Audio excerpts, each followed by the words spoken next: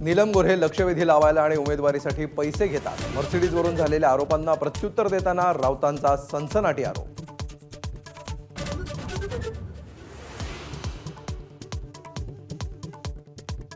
नीलम गोऱ्हेंचं वक्तव्य मूर्खपणाचं, संजय राऊतांच्या भूमिकेला समर्थन देताना शरद पवारांची प्रतिक्रिया. मात्र साहित्य संमेलनाचं राजकीय व्यासपीठ झाल्याचा राऊतांचा आरोप अमान्य.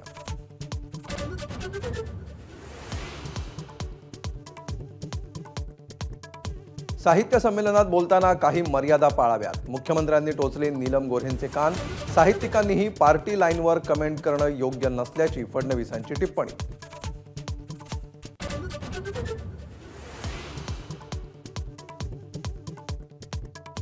सुषमा अंधारेंकडून नीलम गोऱ्हेंना अब्रू नुकसानीची नोटीस, तर शिवसेनेमध्ये गोऱ्हेंमुळे माझा पक्षप्रवेश रोखल्याचाही आरोप.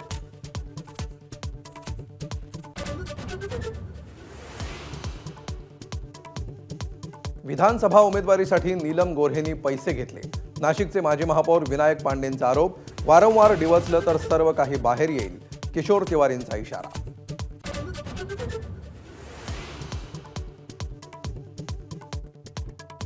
कृषी मंत्री कोकाटेंना नाशिक सत्र न्यायालयाचा दिलासा. 1 लाखांच्या जात मुचलक्यावर जामीन मंजूर, तर अपिलाचा कालावधी असेपर्यंत मंत्रिपद कायम राहणार, वकिलांची माहिती.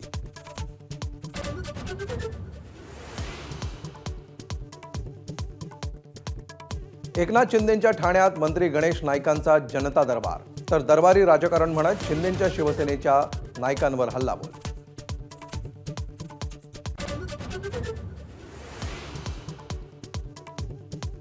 काँग्रेस नेते विजय वडेट्टीवारांविरोधात राज्यात ठिकठिकाणी आंदोलनं. नरेंद्र महाराजांविरोधात आक्षेपार्ह वक्तव्याप्रकरणी आक्रमक.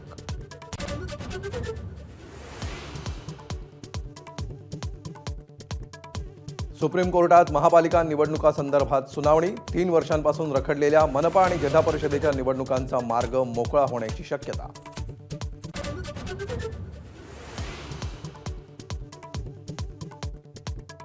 मुरलीधर मोहोळांच्या कार्यकर्त्यांना मारहाण केल्याप्रकरणी गुंड गजा मारणेला अटक. मारहाण करणाऱ्या तिघांची पोलिसांकडून धिंड.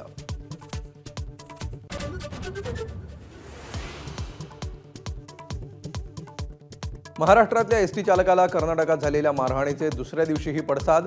सोलापुरात ठाकरेंची शिवसेना आक्रमक. कर्नाटकची बस अडवून जय महाराष्ट्र लिहिलं.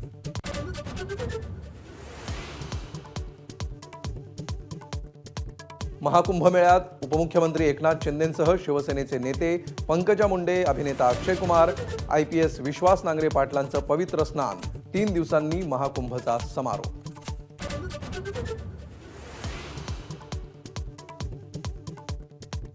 पुढील 2 दिवस मुंबई ठाण्यासह कोकणात उष्णतेची लाट येणार. मुंबई हवामान प्रादेशिक केंद्रानं वर्तवला अंदाज.